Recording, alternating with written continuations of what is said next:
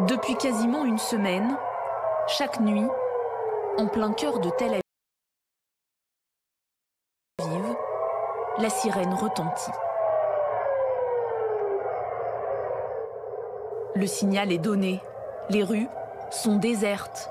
Tous les habitants ont été se réfugier dans les abris.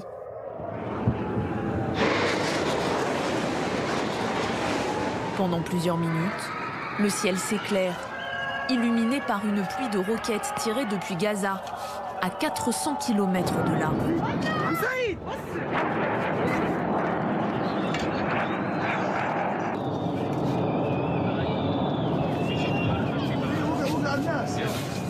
La plupart ont réussi à être interceptés par le dôme de fer, le système antimissile israélien.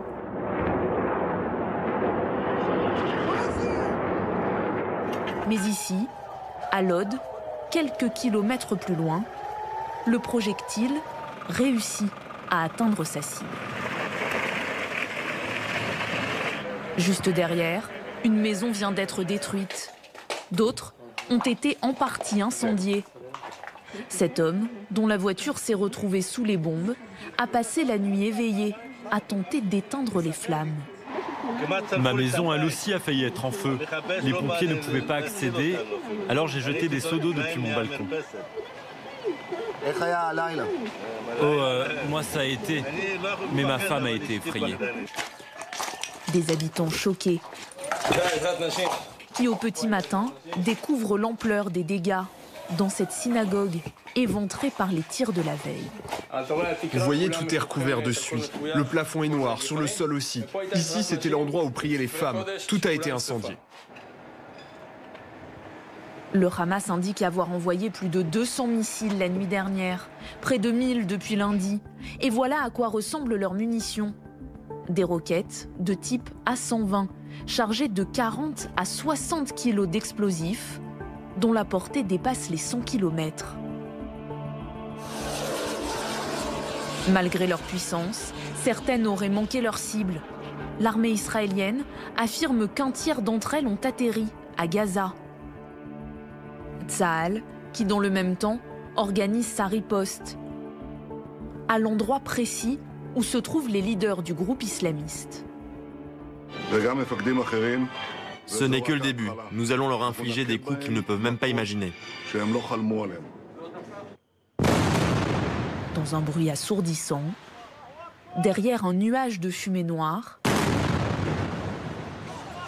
les immeubles s'effondrent, les uns après les autres.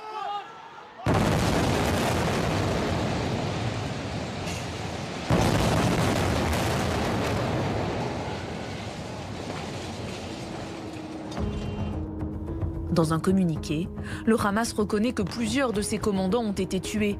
Mais pour autant, pas question de reculer, au contraire. Si Israël veut une escalade, la résistance est prête. Et si Israël veut arrêter, nous sommes prêts aussi. S'ils veulent cesser d'occuper Jérusalem, nous sommes prêts. Une démonstration de force, orchestrée par la branche armée du Hamas. Ce sont le djihad islamique et le Hamas qui ont totalement mis la main côté palestinien. On est bien loin de ces derniers jours où on voyait des jeunes qui manifestaient sur l'esplanade des mosquées sans étiquette apparente. En fait, le conflit, ça y est, il s'est déplacé de Jérusalem jusqu'à la bande de Gaza dans un silence complet du côté de Ramallah, c'est-à-dire l'autorité palestinienne. Car c'est bien à Jérusalem-Est que tout avait débuté lors de la dernière grande prière du vendredi du mois saint du Ramadan.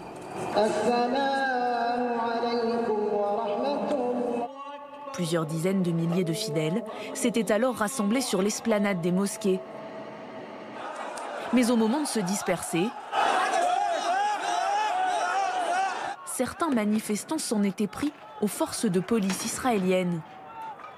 Des émeutes qui, dès le lendemain, avaient poussé l'État hébreu à limiter l'accès à la vieille ville. Ils ne veulent pas compris.